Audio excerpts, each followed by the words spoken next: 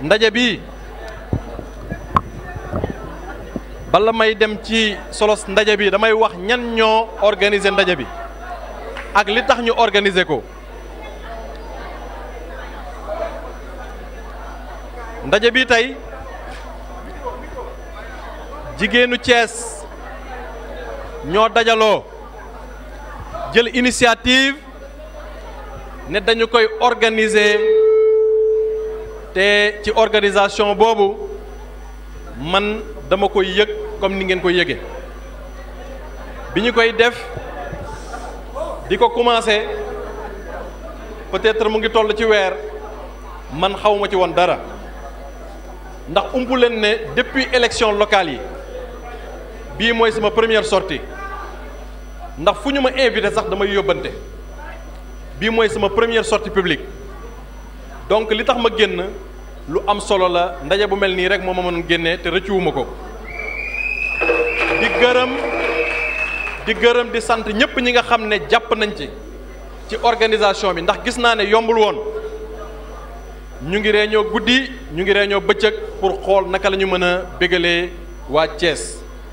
ndax xam naa ne waa Thiès namoon nañu ma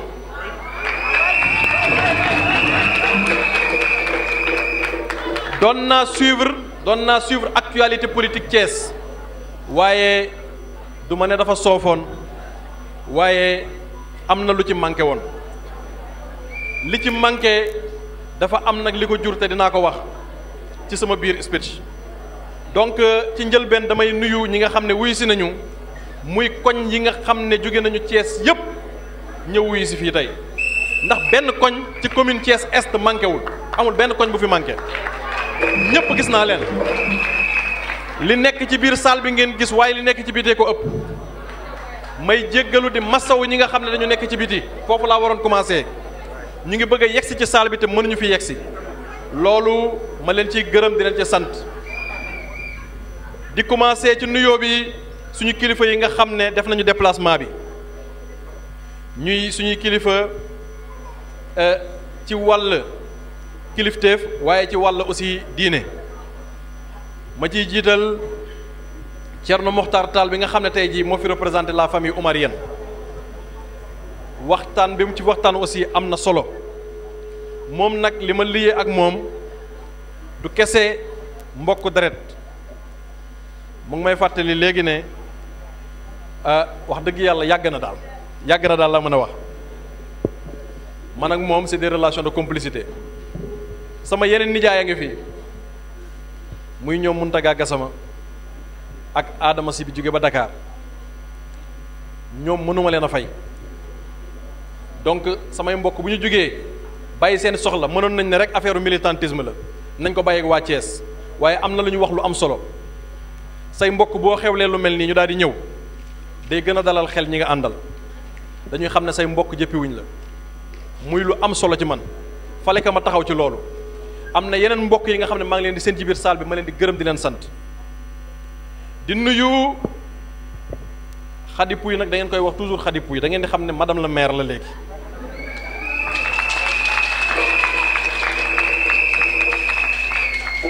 ñu xam ne tey jii bu fi toogee tey jii xëy na toogaayu militante la waaye aussi dafa am cër bi nga xam ne am na ko ci conseil municipal bi ñu koy gërëm ci liggéey bi nga xam ne mu ngi ñu fay représenté mu ngi ñuy représenté bu baax ci mairie bi ñuy rafetlu tamit liggéeyu mairie bi di leen encouragé di leen ñaanal yàlla fi ngeen bëgg a yegg ci liggéey bi yéen ñi nga xam ne yéen la yàlla jënk tey ji mairie bi yàlla daal di leen oyofal yombalal leen ndax bu ngeen réussir tey jii ñun ñëpp li ñu bëggoon ci élection yi yéen di ngeen ko am ndax bu fekkee ne dañ doon jongante ak ñoom yàlla teg ko seen loxo yàlla moo xam lu tax teg ko seen loxo dañuy ñaan yàlla rek li nga xam ne Talla Sylla ak équipe am moom la ñu bëgg yàlla na leen ko yàlla defal yombalal leen ko te duñu hésiter à aucun moment buñ ñu solliciter pour ñu ñëw jàpp ci suñu xam-xam jàpp suñu doole jàpp suñu relation donc ñu jar a jàppale lañ parce que ay doomu Thiès lañu ay japonais ñëwuñu pour jàppale ñu keneen ñëw pour jàppale ñu ay doomu Thiès lañu fii la ñu juddoo fii la ñu yaroo fii la ñu màggee dafa fekk ne dafa fekk ne dafa am li nga xam ne ñun bëggoon nañ ko pour Thiès ñoom aussi ñu bëgg pour Thiès Thiès tànn neneen ne ñoom la ñu bëgg a jiital donc loolu ñun suñu rôle en tant que leader locaux du faqatal leen bu ñu gisee nag li nga xam ne jaaduwul danañu wax ci cadre yi nga xam ne war nañu ko waxee en toute responsabilité pour que ñu xam ne ñoom nii la ñu war a orienter la politique de la collectivité locale te doutewuñu à aucun moment de la compétence du maire actuel Talla Sylla donc vraiment yàlla na ko yàlla jàppale. bu ma ñëwee ci élection locale yi nga xam ne ci ngeen ma gëj a gis dafa fekk ne élection locale yooyu kenn évalué wu ko ba tey ji ñuy wax nii man mii maa doon mandataire u coalition Benno Bokk Yaakaar dans la commune de Thiès Est et jusqu'à ce jour ce qui est regrettable c'est que tooguñu benn yoon pour mën a toog seet naka la ñuy waxtaanee xool lan mooy jur suñu échec ak naka la ñuy mën a demee ci kanam ndax loolu mooy jàppale parti loolu mooy jàppale coalition bu ngeen déggee mandataire nag mandataire mooy ki nga xam ne yoon moom rek la reconnaître ci biir parti bi ñi ci des yépp comité électoral la rek c'est pour habiller c'est pour aider la coalition à aller de l'avant et à gagner les élections mais mandataire bi lu ci am solo la mais sama rôle mandataire joué naa ko ni ma ko waroon joué gis ngeen ko mais ce qui est regrettable mooy que ne jusqu'à présent tooguñu pour évaluer les élections locales désignation mandataire boobu suivre ngeen ko à travers la presse juróon na ay conflit ci suñu diggante ñu naan diw moo ko war a doon diw moo ko war a doon ba arbitrage bi ñu defee ko en haut lieu ñu ne man may mandataire commune Thiès Est biñ ñu ko joxee aussi installé nañu comité électoral bi comité électoral boobu bi ñu ko installé ce qui est regrettable ka ñu teg ci kaw def ko coordonnateur comité électoral bi mësul convoqué benn réunion comité électoral ba campagne bi jeex loolu nag ñun xamuñu lu ko waral mais bu ngeen xoolee ñun rôle bi ñoo xam ne waroon nañu ko jouer muy rôle leader pour jéem a fexe naka la coalition bi di gagner élection yi ñun def nañ ca suñu wàll ni mu ñu waree woon te wàccoon nañu ak moom loolu nag liñ ci waroon jàppale mooy dañu amoon superviseur bi Moustapha Diakhaté la dafa yéex a ñëw loolu tax na déggoo bi yombul woon bi mu yéexee ñëw mu ngi ñëw 5 jours avant le délai du dépôt la fin du délai du dépôt des listes au niveau de la sous-préfecture bi muy ñëw amuñu temps wu toog waxtaan ba tax na lépp dañ koo parax-paraxee ci kaw loolu ci kaw parax-paraxee boobu am na ñi nga xam ne gisuñu ci seen bopp ba tax na dañoo bedd seen liste mais taxul ñu contre Macky Sall loolu dama koy leeral taxul ñu contre Macky Sall dañoo bedd seen bopp parce que gisuñu woon seen bopp ci biir liste yi ñu demal seen bopp ñun ñu toog ci coalition Benno Bokk Yaakaar mais taxul li ñu toog ci coalition Benno Bokk Yaakaar ki nga xam ne moo doon coordonnateur comité électoral bi mu convoqué benn réunion ba campagne bi jeex donc loolu du yombal waxtaan te am na xaalis bi nga xam ne jox nañ ko comité électoral bi man de en tant que mandataire jusqu'à présent j'ai battu campagne avec mes propres moyens ba léegi xëy na looloo tax ñu ñuy daw ndax jox nañ fi ñaari yoon xaalis waaye dafa am ni nga xam ne amuñu ngor ci xaalis boobu ba léegi tooguñu pour xool naka lañ koy jàppalee. Je parle sous le contrôle de la coalition, des membres de la coalition que je félicite au passage parce que muy Parti socialiste muy AFP muy LD muy PIT ñi àndoon ak ñun ñëpp dañoo ànd ak ñun ci ngor daal ci seen doole ba xool ngeen bi may clôturer sama campagne ci Cité Pilot dañoo ñëw teew waaye man de fekkewuma jusqu'à présent fu ñuy séddalee xaalis boobu donc bu dee loolu moo tax ñuy daw rencontre wala bu fekkee ne APR dafay def ay rencontre wala réunion ça fait 9 mois kenn mësuma convoqué réunion 9 mois ma nekk ci biir APR bu fekkoon ne militant simple rek laa sax bu fekkee ne parti buy fonctionner la biir Thiès bu dee nee nañ dafay fonctionner waroon nañ ma mën a convoqué au moins réunion mais kenn mësuma woo réunion ak rôle bi nga xam ne joué naa ko fii ci biir Thiès mais loolu du dindi sama engagement aux côtés du président Macky Sall ndax ku gore la ku xam valeur nit la ndax bi may dugg APR yaakaar boobu opposition la ñu nekk dama bokk ci ñi nga xam ne dañoo accompagner président ba mu toog ci siis bi mu toog tey am na ñi nga xam ne tey jii fii biir Thiès ñu ngi leen di woowee responsable amuñu carte APR te ñooñu tey jii ñu ngi leen di teg ci ay instance de décision Pape mu ngi nii Pape Demba ngi nii ànd nañu meeting ñu tuur sama deret ban responsable lañu fi tuur deretam fii 1h du matin ma dem urgence hôpital régional kenn yëgu ko dañuy investir Macky Sall sama bët bi ñu ngi ko band donc tey jii am na ku may wax ci suba ne mat yow bu fekkoon ne tey jii président Abdoulaye Wade dafa toog xëy na ne génnee guñ la police ndax dañ ma attaqué waa PDS dañ ma attaqué police daal di may jël daal di may yóbbu bi ñu proclamé résultat yi lañ ma bàyyi donc tey jii je fais partie des gens yi nga xam ne même bu dee benn pourcentage de poussière la indil naa ko le président Macky Sall et à ce titre lépp li nga xam ne luy jëmale président Macky Sall la fii dama leen ci engagé yéen ñi nga xam ne yéen sama mbooloo ak ñi nga xam ne ñoom ngeen bàyyi seen kër ak seen i am di jàmm ngeen accompagner président Macky Sall ila 2017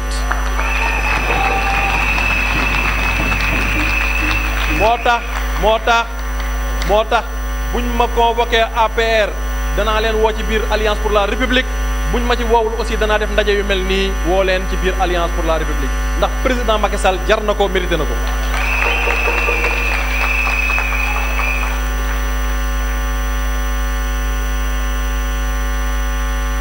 donc bi résultat yi génnee résultat élection locale yi bu génnee ba léegi damay remercier ñi nga xam ne bokkuma ak ñoom parti bokkuñu woon liste muy ñi nga xam ne ci réew mi la ñu nekk ñi nga xam ne ci PDS la ñu nekk waaye xam nañ ne Thiès ñoo ko bokk dañu maa woo félicité ma li ci fekkul waa APR li ci fekkul benn membre APR benn dirigeant APR au contraire lan la ñu constaté après les élections lan la ñu constaté ay sorties de presse diffamatoires à mon endroit pour dire quoi? Pour dire que moi j'ai battu campagne contre la liste du président de la République, contre la liste de la coalition Benno Bokk Yaakaar, ce qui est totalement faux. Yéen ñëpp xam ngeen ne je n'ai pas battu campagne contre la liste de la coalition Benno Bokk Yaakaar te tey jii commune Thiès Est ku gis li taxaw fii tey xam ne bu fekkee ne am nañu 4000 3500 yëpp mën nañu voter loolu lu leer la ndax niñ leen ko waxee daaw ma yendal daaw ma fanaanal amul kër gu ma tëb dafa fekk nag dañu amul expérience électorale loolu foog ñu reconnaître ne ñun amuñu expérience politique te loolu aussi maa ngi ci invité le directoire du parti pour mu jàppale ñu ci formation politique ndax mu am nañu mbooloo waaye amuñu ay galgal yi nga xam ne war nañu permettre ay stratagème ni ñu koy waxee ci tubaab pour nous permettre de gagner des élections ici à Thiès ndax loo bañ nit da nga koy reconnaître al méritam vers 16h le jour du vote on s'est rendu compte que li waroon wote waa Thiès yëpp wote nañ Thiès ñi nga xam ne ñoo bokkul woon ak ñun liste dañoo indi ay car jëlee ko ci ay dëkk yi nga xam ne du vote biir Thiès indi ko fi biir Thiès pour ñu voter à la place des Thiessois donc loolu suñu conscience citoyenne ñun mayuñu ñuy def loolu parce que buñ nee dañuy soxla collectivité locale am ay Thiessois yu ko diriger ay Thiessois ñoo ko war a tànn mais am na ñi nga xam ne dañoo bor seen doom sax di laajte ndax fii fan mooy fii ci Thiès xam nga ñooñu dëkkuñu Thiès donc loolu aussi dafa tax ñooñu indi ay car bi loolu amee woo naa préfet woo naa commissaire ne leen am na ñi nga xam ne ñu ngi wàcc fi dëkkuñu fi mais ñu ngi ñëw voté mais les forces de l'ordre xamal ma ne seen carte effectivement looloo ci nekk centre de vote yee ci nekk mais loolu terewul ñu mettre leen en ballottage dóor leen ci yenn centre yi dóor yu métti ci yenn centre yi donc loolu ñun am nañu mérite waroon nañu évaluer en toute objectivité les les résultats de ces élections au lieu de se mettre à faire des points de presse, des sorties de presse yi nga xam ne amul benn njëriñ contre une personne comme moi te ñu xam ne ñoom mu leer na li ñuy wax yépp du dëgg loolu c'est pas important. Je pense que léegi je les j'invite tous ces gens à venir pour ñu ñëw àndandoo bokk ndey bokk baay autour du président Macky Sall pour l'accompagner vers 2017. bi leelu weesoo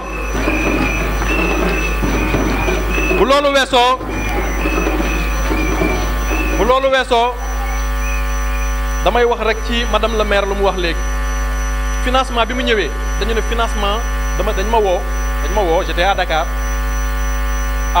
sama yenn leaders yi daal di may woo ne ma am na financement yu dugg ci biir dëkk bi ñu ngi koy dégg te ñun ñu ngi ñuy woo di ñu amassonné pour ñu jéem a maanaam noggatu pour ñu bindu ci liste yi ma ne leen man loolu xaw ma nu ma demee bàyyi leen ma laajte bi ma laajtee gis naa ne dañu ma ci beddi complètement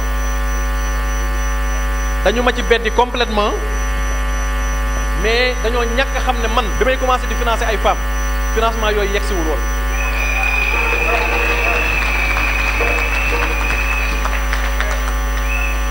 gis nga nit ku ragal dafay yab yàlla bi loolu amee ma woo ña ma war a woo ne leen dégg naa dafa am ay financement yu fi ñëw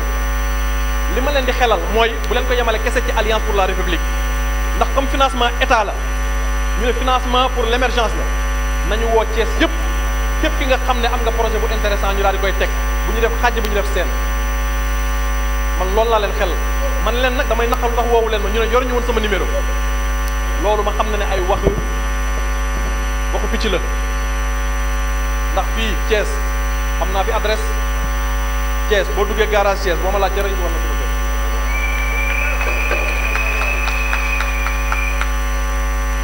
donc financement yooyu bi mu jotee man maa ne samay nit bu ci kenn bind parce que kenn contacté wu ma bu leen nangu beneen leader bind leen ci listam man maa wax loolu ma contacté madame la maire ne ko bàyyi leen ak seen financement comme boolewuñ ñu ci nañu trouver des mécanismes yi nga xam ne woote leen réunion ñu jéem a xool des mécanismes yi nga xam ne war nañ ci mën a financer femmes yi nga xam ne yépp ñu ngi nekk ci commune Thiès Est ànd ak man yàlla def mu yombalal ñu ko ba nga xam ne ñañu beddi woon bu ñu amee benn ñun am nañu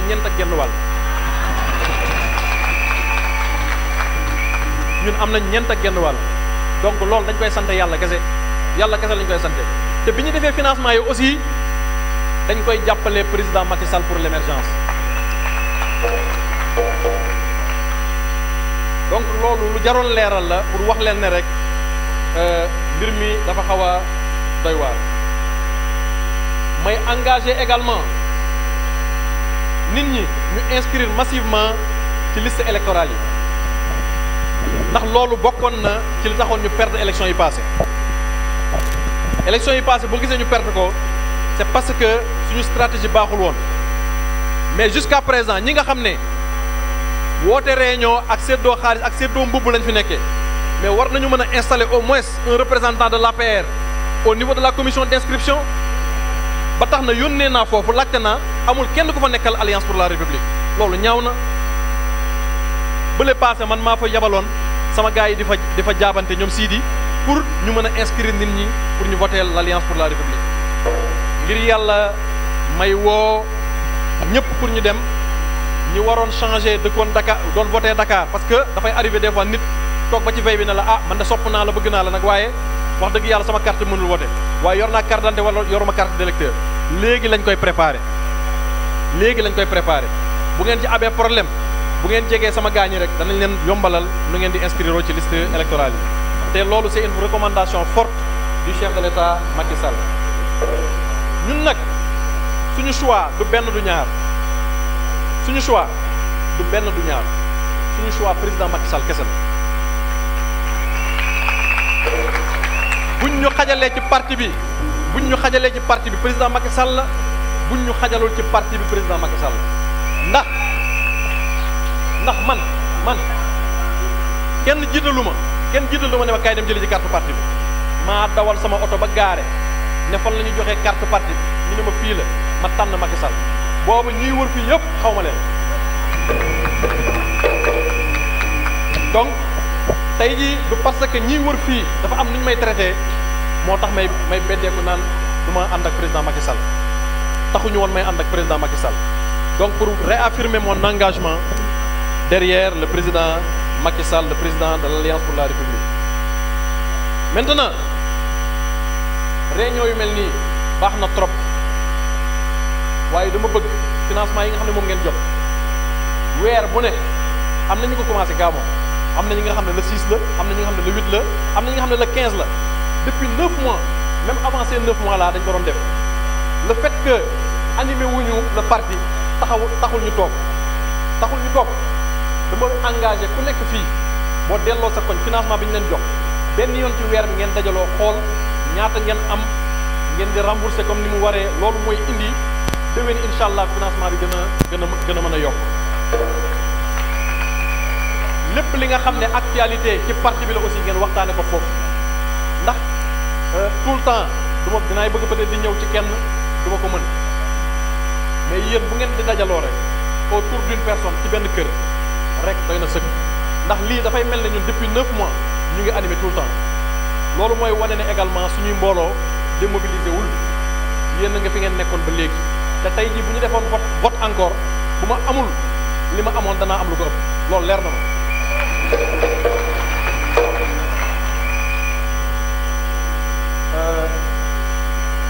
léegi nag am na aussi lu ñu seetlu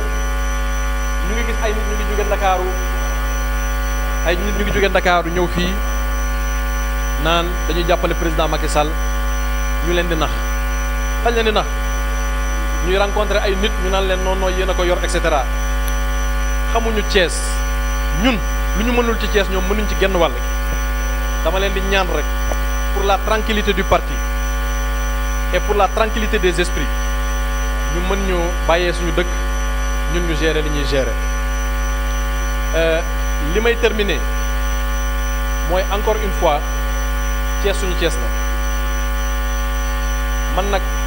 commune Thiès Est bu ma sañoon madame le maire ngeen engagé l'équipe municipale mu gën a def ay jéego ndax depuis 9 mois quand même amoon na résultats yi nga xam ne war nañ ko mën a def naam xëy na budget yi tegaguñ ko acte 3 bi moo tax waaye vraiment on compte sur vous pour que ngeen mën a jëmale loolu kanam Talla Sylla aussi mi nga xam ne mooy maire ville bi ñu koy invité di ko féliciter ci li nga xam ne def na ko ci marché Sam bi ñu koy engagé pour mu accélérer également l'accès à d'autres marchés parce que famille yi des fois dañuy plaindre naan am nañu problème pour accéder vers d'autres marchés donc loolu aussi lu fi nekk la donc loolu ñu koy ñaan mu daal di ñu ci jàppale. donc pour terminer loolu moo doon message bi di sant ñëpp nag di sant ñëpp di leen wax ne mouvement bi nga xam ne moom laay lancé tey mouvement bi nga xam ne ku ci bokk rek damaa bëgg nga jóg taxaw maa ngi koy tuddee Mozapad mouvement de soutien à l'action de Pape Alioune Diallo.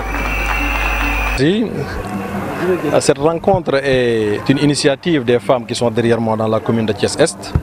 qui ont décidé de faire le leader que je suis, Pape Alioune Diallo, et de monter un mouvement qui s'appelle le mouvement de soutien à l'action de Pape Alioune Diallo. D'habitude, ce qu'on voyait durant la période du mois de mars, c'était les femmes qui étaient fêtées par leur leader homme. Mais cette fois-ci,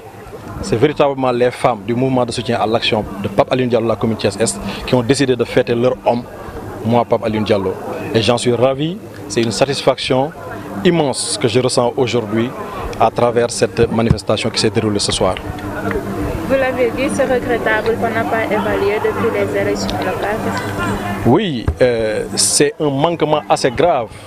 que de ne pas évaluer les élections locales passées. Élections qui ont marqué véritablement une montée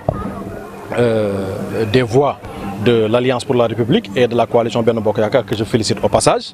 Jusqu'à présent, c'est d'ailleurs ma première sortie parce que j'attendais tous ces 9 mois que vraiment une rencontre d'évaluation, de consultation soit organisée. Mais aucune rencontre d'évaluation n'a été organisée jusqu'à ce jour et c'est assez regrettable. Vous avez entendu jeter des pierres dans le chantier, mais vous dites que vous n'avez pas été testé. Est-ce que ces gens-là vous ont entravé? Oui, je dis que en fait, il y a beaucoup de responsables au niveau de la région de Thiès, du département de Thiès, et qui se réclament ainsi. Jusqu'à ce jour, en tout cas, depuis les élections, moi personnellement, je n'ai pas été convoqué à une seule réunion. Ne serait-ce qu'en tant que militant, moi je pense que si on est dans un parti qui fonctionne, on devait pouvoir organiser des rencontres assez régulières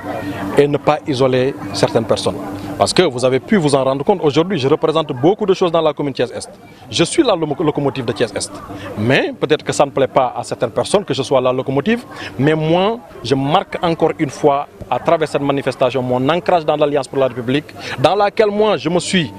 inscrit du temps de l'opposition pour accompagner le président Macky Sall. Donc je pense que... Si vous pensez être la locomotive de l'APR à Thiès-Est, est-ce que vous-même vous avez pris l'initiative de faire votre propre bilan des élections passées? Oui. Que représente Pape Alioune Diallo à Thiès? Oui, si je dis que je suis la locomotive, c'est parce que j'ai su quand même organiser autour de moi, dans chaque quartier, un mouvement